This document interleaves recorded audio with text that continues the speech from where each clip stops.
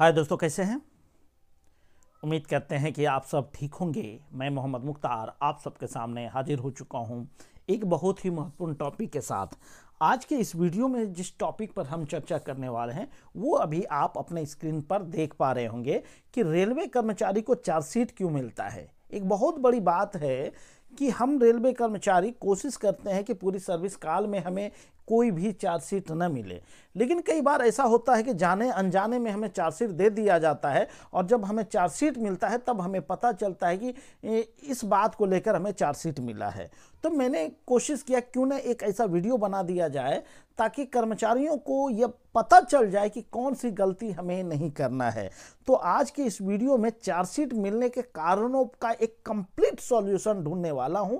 उस कारणों का एकदम विस्तार से बारीकी से हम आपके सामने विचार रखने वाला हूं।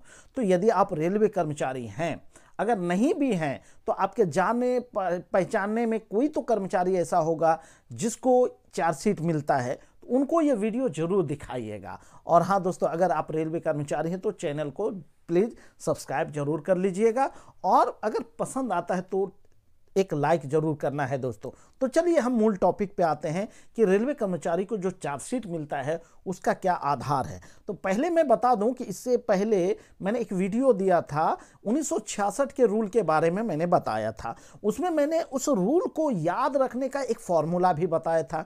तो रेलवे कर्मचारियों को 1966 के रूल के बारे में हर पॉइंट के बारे में बखूबी आना चाहिए। तो उसी में मैंने बताया था कि नियम नंबर 3 जो है उसी को बेस बनाकर किसी भी कर्मचारी को चार्जशीट दिया जाता है। तो आज के इस वीडियो में उसी नियम नंबर 3 पे हम चर्चा करने वाले हैं। तो चलिए बढ़ते हैं आगे। दोस्तों देखिए, आपके सामने कुछ नियम मैंने लिखकर आपके सामने प्रदर्शित किया है। यहाँ पे लिखा है मैंने रेल सेवा आचरण नियम, रेलवे सर्विस कंडक्ट रूल्स 1966, यानी 1966 के रूल के तहत ही किसी भी कर्मचारी को चार्जशीट मिलता है। और जैसा कि मैंने अभी कुछ देर पहले ही कहा, नियम नंबर 3 के तहत हमें चार्जशीट मिलता है। उसमें एक विस्तार से चर्चा करना आवश्यक है। उनके हर पॉइंट के बारे में रेलवे कर्मचारी को बखूबी आना चाहिए। तो मैं कोशिश करूंगा कि इस वीडियो में आपके सारे कंफ्यूजन सोल्व होने वाले हैं। तो नियम नंबर 3 ध्यान में रखना है कि इसी के तहत चार्जशीट मिलता है। अब इनमें पॉइंट वाइज हमको देखना है कि नियम 3 में कौन से पॉइंट में क्या लिखा है। अब पहली बात तो देखिए क्या है कि यह एक महत्वपूर्ण आचरण नियम है जिसका उपयोग अनुशासनिक कार्यवाहियों में प्रायः किया जाता है। इसके तहत निम्नलिखित उपनियम है और इसकी चर्चा RBE 01/2015 में भी है। जब आप रेलवे बोर्ड का लेटर ये डाउनलोड करेंगे, देखेंगे, तो उसमें भी आपको ये सब चीजें बहुत हद तक समझ में आ जाएगा। अब देखते हैं आगे क्या क्या है, इसमें RBE में भी क्या लिखा है वो देखते हैं। प्रत्येक रेल कर्मचारी को हर समय इनका पालन करना पड़ेगा। यानी क्लियर है कि अगर आप रेलवे कर्मचारी हैं तो नीचे जितनी बातें लिखी है सबको आप पालन करना पड़ेगा, सबको फॉलो करना पड़ेगा, चाहे आप ऑन ड्यूटी हैं या ऑफ ड्यूटी हैं। यानी आप सेवा में हैं तो 24 घंटे आपको इस नियम से बंधकर रहना पड़ेगा। चलिए देखते हैं कौन कौन से नियम है।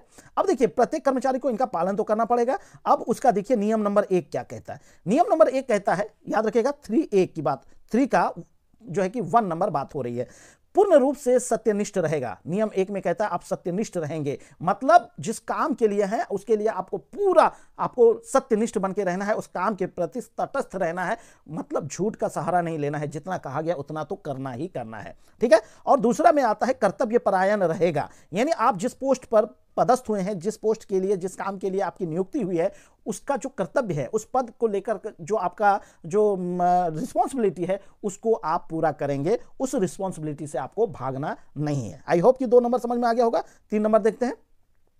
ऐसा कोई कार्य नहीं करेगा जो किसी रेल या रेल कर्मचारी के लिए अशोभनीय हो। ध्यान दीजिएगा कि जब हमें चार्जशीट मिलता है तो उसमें एक वर्ड कई बार ऐसा लिखता है अशोभनीय शब्द का भी। ये बड़ी अजीब बात है। आप जिस पद के लिए हैं, आपके लिए कोई ऐसा काम मत कीजिए जो अशोभनीय हो, जो सूट न करे।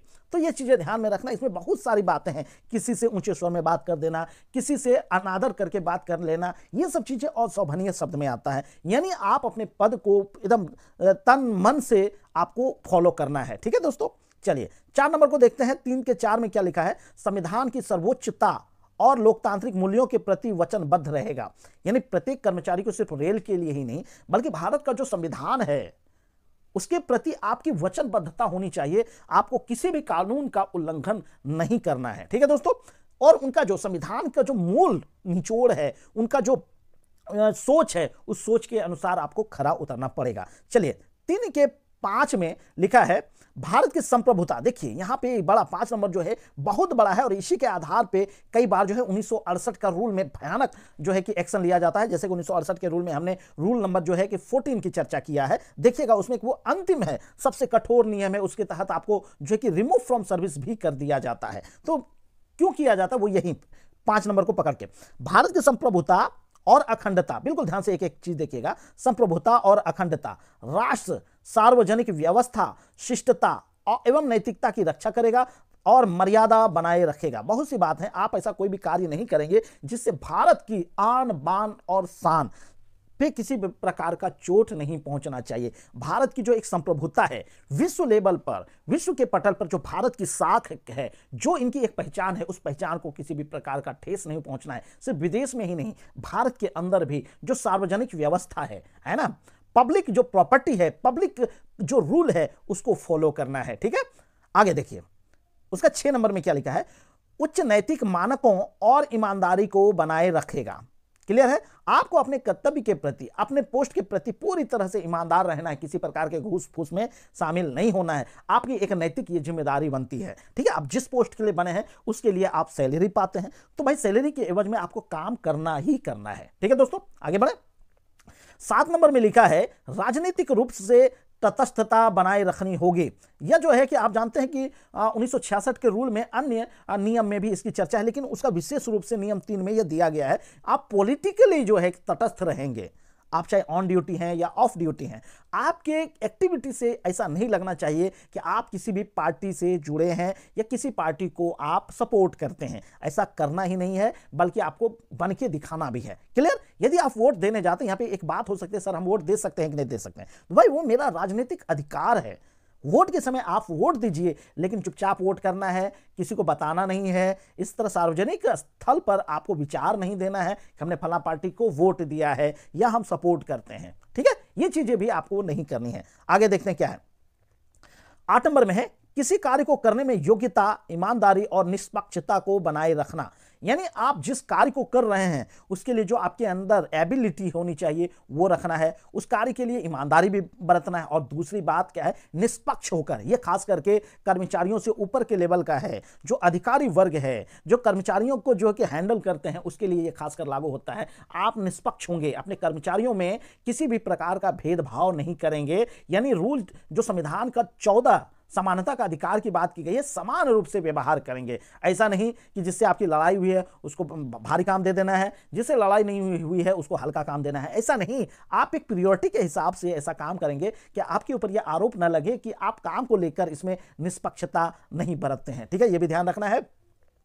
9 नंबर में लिखा है, जनता के साथ शिष्ट और सद्व्यवहार बनाए रखेगा। 10 नंबर में लिखा है, केवल लोक हित के निर्णय लेगा, सार्वजनिक संसाधनों का कार्य कुशलता एवं प्रभावी ढंग से तथा मितव्ययिता से करेगा और करवाएगा। और आप कोई भी एक्शन लेंगे तो लोक हित मतलब पब्लिक के ज्यादा फायदे के लिए आप निर्णय लेंगे। सार्वजनिक संसाधनों का मतलब जो सरकारी चीजें हैं उसका उपयोग कुशलता से, प्रभावी ढंग से, अच्छे ढंग से, और उनका ज्यादा से ज्यादा यूज होना चाहिए ऐसा, और कोशिश करना है कि उस संपत्ति का कम से कम खर्च हो। ठीक, आगे देखिए क्या है, अपने सार्वजनिक कर्तव्यों से जुड़े किसी निजी हित को प्रकट करेगा एवं किसी अंतर्विरोध का समाधान करने के लिए ऐसे कदम उठाएगा जिससे लोक हित की रक्षा होती हो। आप आगे देखिए है, 12 नंबर में लिखा है, किसी व्यक्ति या संगठन से किसी भी प्रकार का भेंट या आभार स्वीकार नहीं करेगा। यह भी एक बहुत इंपॉर्टेंट टॉपिक है कि आप किसी भी प्रकार का जो कि गिफ्ट स्वीकार नहीं करेंगे। 13 नंबर में है, रेल सेवक के रूप में अपने पद का दुरुपयोग नहीं करेगा। या सिंपल हो गया दुरुपयोग, यानी जिस काम के लिए आप बने हैं, जिस काम के लिए आप नियुक्त हुए हैं, सिर्फ वही काम करना है। उसका दुरुपयोग ये होता है कि मान लीजिए अपने रिश्तेदार के पक्ष में ज्यादा निर्णय ले लेना, अपने दोस्त के पक्ष में निर्णय ले लेना और गलत डिसीजन ले लेना, ये सब चीजें नहीं करना है। और क्या लिखा है, और नहीं स्वयं के लिए, अपने परिवार के लिए या मित्रों के लिए वित्तीय अथवा भौतिक संसाधनों के रूप में लाभ प्राप्त करने के लिए कोई निर्णय लेगा। क्लियर है, आप ऐसा कोई निर्णय नहीं लेंगे जिसका फायदा सीधा सीधा आपके लिए या आपके परिवार के लिए या आपके दोस्तों के लिए वित्तीय और भौतिक संसाधन के रूप में, मतलब पैसा रुपया पैसा का भी फायदा हो रहा हो तो भी देखना है, और उसका भौतिक संसाधन मतलब पैसा के अलावा भी और अगर उसको लाभ पहुंच रहा है तो ये सब चीजें रखना है। यानी किसी भी प्रकार का दुरुपयोग आदमी लोग कब करेगा, खुद के लिए करेगा, अपने परिवार के सदस्यों के लिए करेगा, अपने दोस्त यार के लिए करेगा, तो ये सब चीजें नहीं करना है। अगला देखिए 14 नंबर में है, केवल योग्यता के आधार पर निर्वाचन करेगा, निर्णय लेगा और सिफारिश करेगा। अगर आप ऐसे पोस्ट पे हैं कि आप चयन करते हैं, मान लीजिए डिपार्टमेंटल एग्जाम हो रहा है, तो उसमें हर व्यक्ति कोशिश करता है कि हम परीक्षा पास करें, और जब जो डिसीजन लेने वाला है उसके लिए ये चीजें खास करके लागू होता है कि आप योग्यता के आधार पर निर्वाचन करेंगे। योग्य जो होता है, एग्जाम अगर लिए हैं, जो सबसे अधिक मार्क्स ला रहा है उसका सिलेक्शन आप करेंगे। ठीक है, तो यहां चीजें हमको ज्यादा समझाने की आवश्यकता नहीं होनी चाहिए। अगला देखिए 15 नंबर पॉइंट क्या कहता है, ईमानदारी एवं निष्पक्षता से कार्य करेगा एवं किसी के प्रति विशेषकर समाज के गरीब एवं सुविधा से वंचित वर्गों के प्रति भेदभाव नहीं करेगा। ये अपर ग्रेड के अधिकारियों के लिए यह खास करके लागू होता है, जो पब्लिक डीलिंग खास करके करते हैं, तो उनके लिए यह सीधा है कि आप ईमानदारी से काम करेंगे, पक्षपात रहित काम करेंगे, और जो समाज का गरीब तबका है, जो सुविधा से वंचित है, उसके प्रति किसी भी प्रकार का भेदभाव नहीं करेंगे, यानी उसका खास ख्याल करेंगे। आगे देखिए 16 नंबर पॉइंट क्या कहता है, किसी कानून, नियम, विनियम एवं स्थापित परिपाटियों के विरुद्ध कोई कार्य करने से विरत दूर रहेगा। यानी वर्तमान जिस पोस्ट पे आप हैं, जिस कार्य के लिए आप जो है कि नियुक्त किए गए हैं, उसके लिए जो वर्तमान नियम है, भारत के संविधान का जो भी रूल है उसको फॉलो करना है, उसके विरुद्ध कोई काम नहीं करना है। क्लियर है दोस्तों, आपका माइंड सेट हो रहा होगा, और भी चीजें इसमें आने वाली हैं। रूल नंबर जो है कि 3 का जो है 17 नंबर पॉइंट, अपने कर्तव्य पालन के प्रति अनुशासित रहेगा। क्लियर, और स्वयं को संसूचित विधि सम्मत आदेशों का पालन करेगा। क्लियर है, आपका जो कर्तव्य है उसके प्रति अनुशासित रहना है, यानी हमेशा अलर्ट रहना है। सपोज आरपीएफ के कर्मचारी अगर है तो उनको देखते होंगे कि ऑन ड्यूटी वो हमेशा मुस्तैद रहेंगे, पूरी वर्दी में रहेंगे, और हमेशा हाथ में उनके जो है कि जो भी उनका हथियार हाथ में लेके रहते हैं। तो इस तरह, ये तो मैंने एक एग्जांपल दिया, ऐसे रेलवे का हर कर्मचारी डिसिप्लिन रहता है, और मुझे खुशी होती है कि हम जैसे कर्मचारी मिलकर एक रेलवे परिवार बनाते हैं, और रेलवे एक देश लेवल पर ही नहीं विदेश लेवल पर हमारी पहचान है। ठीक है दोस्तों, आगे देखिए अगला पॉइंट है, ये बहुत जरूरी है। 18 नंबर पॉइंट क्या है, इसको भी बड़ी ध्यान से देखिएगा।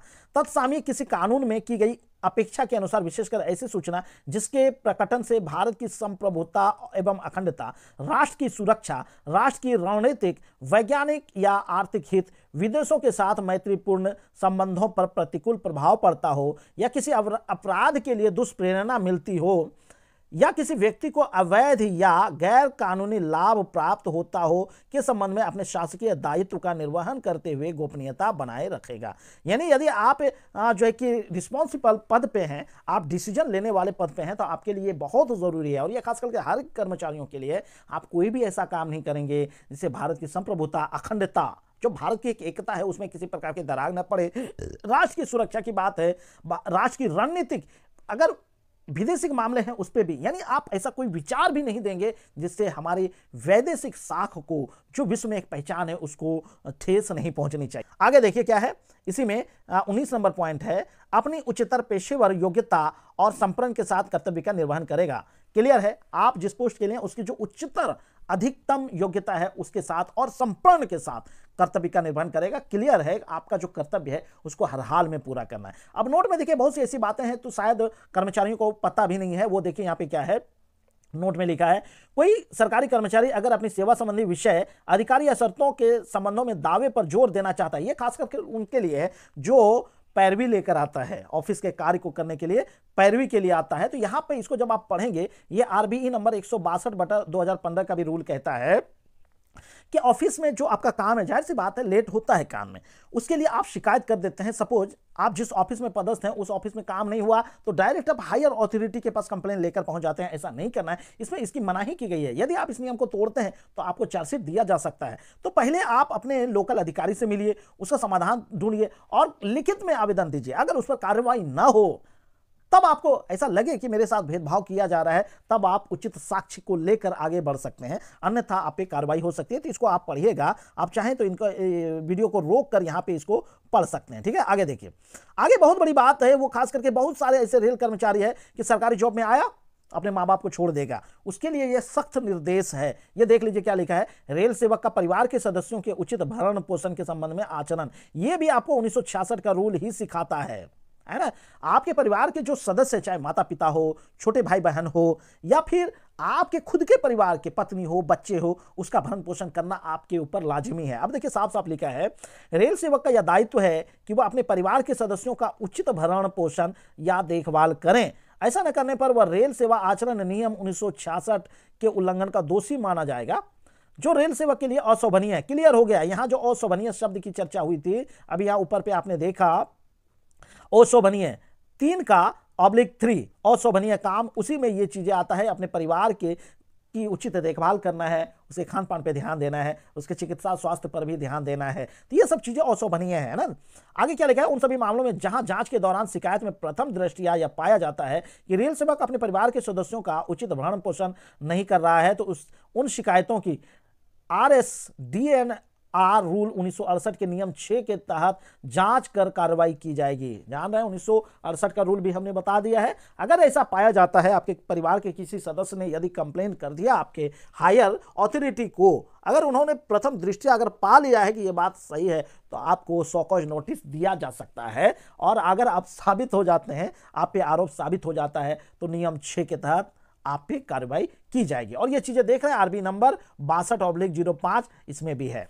आगे देखिए, अभी तो ये था पॉइंट नंबर 3 का। अब 3 में भी जानते हैं कि 3 पॉइंट और है, 3A 3B 3C ऐसा है, तो उसको भी देख लेते हैं। ये भी आपके जो है कि 3 में ही आता है। जैसे 3A में क्या है, तत्परता एवं शिष्टाचार। विशेष रूप से 3A में दे दिया है डिसिप्लिन। कोई भी रेल सेवक, अब ये डिसिप्लिन की चर्चा RBE नंबर 101/1995 भी आप देख सकते हैं। इसमें क्या क्या है खास करके ध्यान दीजिए। 3A के एक में क्या लिखा है, अपनी सरकारी सेवा के दौरान अपशिष्ट तरीके से कार्य या व्यवहार नहीं करेगा। अपशिष्ट मतलब जिस काम के लिए आप नियुक्त हुए हैं उस काम को गलत ढंग से नहीं करना है। गलत करने का मतलब है कि आप खुद के फायदे के लिए या किसी गलत सोच, गलत इरादे से आप कर रहे हैं, तो ऐसा करते हुए बचना है, वरना आप 3A के तहत आप दोषी पाए जाएंगे। उसी में दूसरा नंबर पॉइंट क्या है, सरकारी कामकाज में आम जनता के साथ व्यवहार करते हुए विलंबकारी प्रवृत्ति नहीं अपनाएगा, है ना, अथवा उसको सौंपे गए निर्धारित कार्य के निष्पादन में जानबूझकर विलंब नहीं करेगा। क्लियर। अगर आप किसी ऑफिस में पदस्थ हैं, किसी अधिकारी लेवल पे हैं, तो आप कोई ऐसा काम नहीं करेंगे जिससे काम रुकता हो।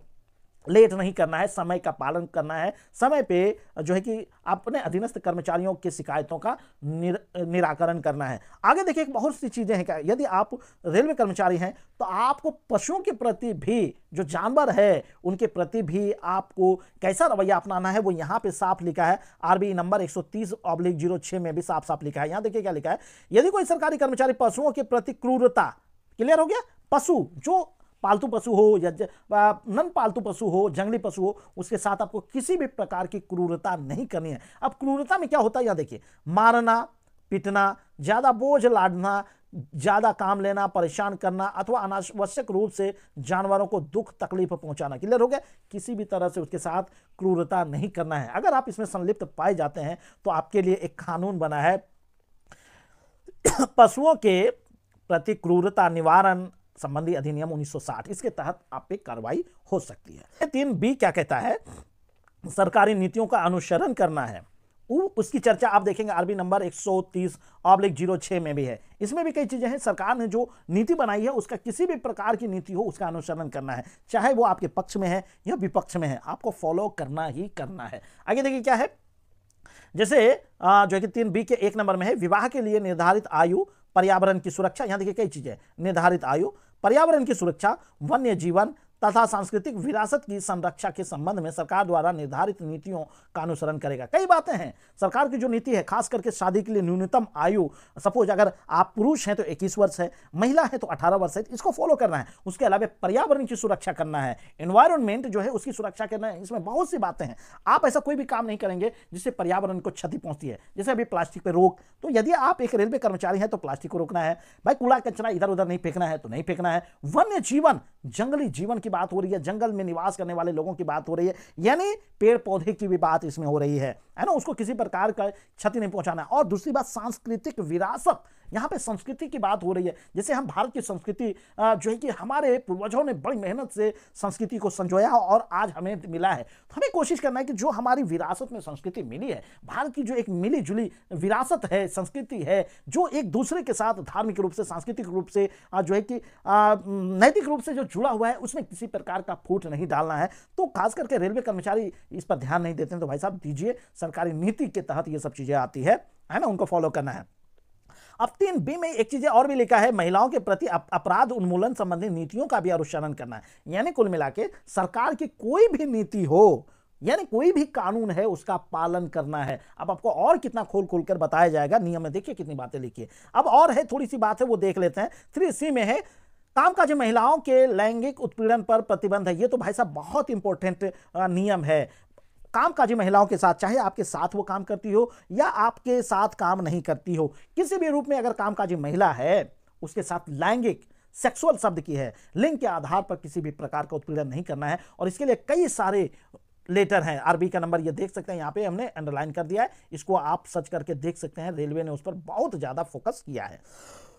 अब उसमें देखिए बहुत सी बातें क्या लिखा है, सेक्सुअल हरासमेंट का क्या चीजें आती है। 3C के 1 में देखिए, कोई भी रेल सेवक किसी भी महिला कार्यस्थल पर उसके यौन उत्पीड़न के किसी भी कार्य में शामिल नहीं होगा। यानी उसका अगर सेक्सुअल हरासमेंट होता है, किसी भी कार्य में आप शामिल नहीं होंगे। यानी आपको विरोध करना है। अगर महिला कर्मचारियों के साथ किसी भी प्रकार का भेदभाव होता है, अगर उन्हें किसी भी प्रकार की परेशानी होती है, तो उनका जो है कि विरोध करना है। खास करके उसे कार्य में भी जो है कि कोशिश करना है कि ज़्यादा भारी काम नहीं देना है। खास करके रेलवे में ट्रैकमैन है, ट्रैकमैन में भी महिला कर्मचारी आने लगी है, ड्राइवर में भी आने लगी है, गार्ड में भी आने लगी है। ऐसा नहीं करना है कि अगर पुरुष जिस हिसाब से जितनी दूरी तय करता है, महिलाओं को उतनी दूरी तय नहीं करना नहीं है, तो कोशिश करनी है उनको यथासंभव सुरक्षा प्रदान करनी है। आगे देखिए क्या है, प्रत्येक रेल सेवक जो कार्यस्थल का प्रभारी है, खास करके इंचार्ज की बात हो रही है, ऐसे कार्यस्थल पर किसी महिला के यौन उत्पीड़न को रोकने के लिए उचित कदम उठाएगा। यानी अगर आपके संग लेडीज स्टाफ है, उसका यौन उत्पीड़न को रोकने के लिए हर संभव प्रयास करना है। अब इसका स्पष्टीकरण क्या दिया है, यौन उत्पीड़न शब्द की बात हुई है,